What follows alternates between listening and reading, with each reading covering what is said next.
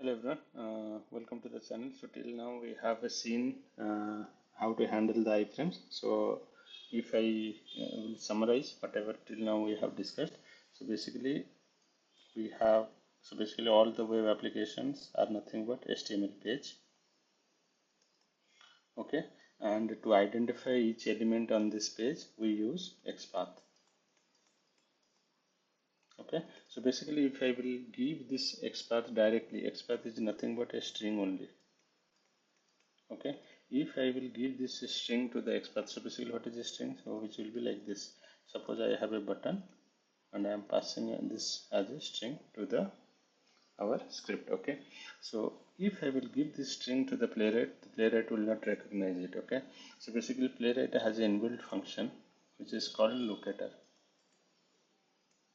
Okay, so if we will give the XPath of element to this locator function, in the output it will give you one iLocator type control. Okay, and using this locator we can so this iLocator have different inbuilt functions like click or fill, like whatever we have seen, and double click. Okay, so all these functions basically are available in iLocator object. Okay, so this iLocator object we generally get if you will use the locator function. So this locator function takes one argument, one parameter, which is called string, and this string is nothing but XPath or CSS selector, anything you can pass. And if you pass, then the iLocator function will give you another locator which is called iLocator. It will basically convert this XPath to iLocator, and using this iLocator we will perform different actions. Okay, so but we have seen if the page contains frames, suppose frame 1, and this is the HTML page. So what is a frame? The frame is nothing but HTML inside HTML. So this is another HTML page.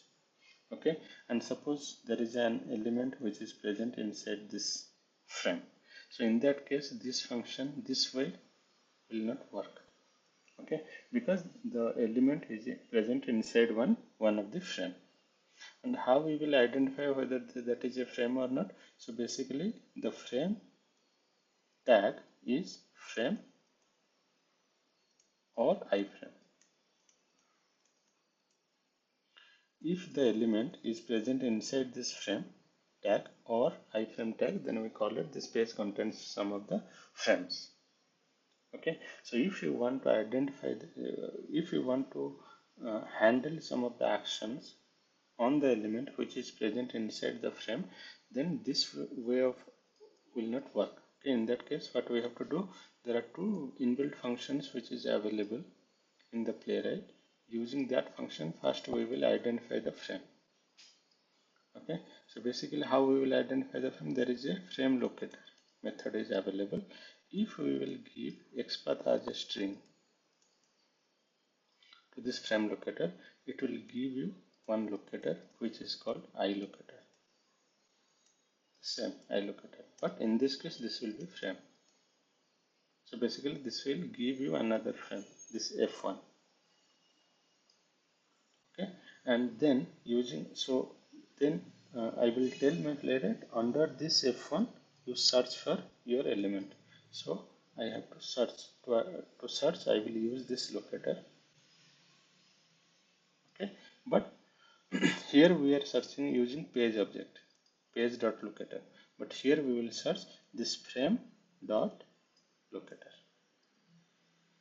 So we are telling, so here page dot locator means we are searching this locator in entire page, but here we are telling the compiler like to search the element inside this frame only or inside this iLocator, and this iLocator will take the XPath of the button or an input field.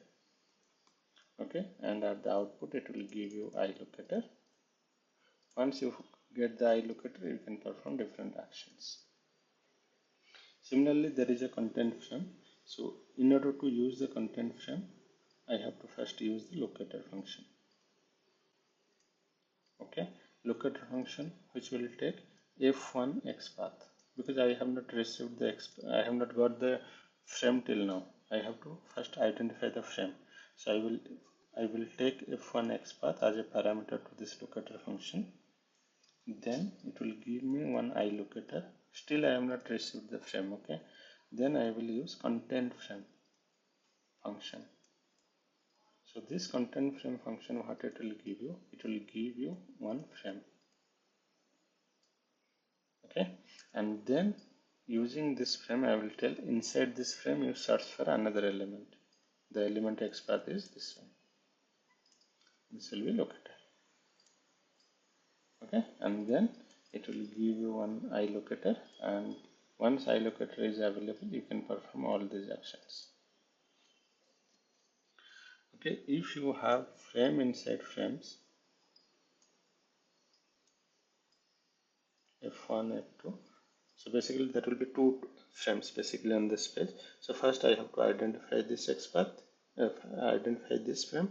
From this frame I will search for this frame, and once this frame is available, then I can perform different actions, whatever the elements that are present inside this frame. Okay, I think that's all for today. Thank you.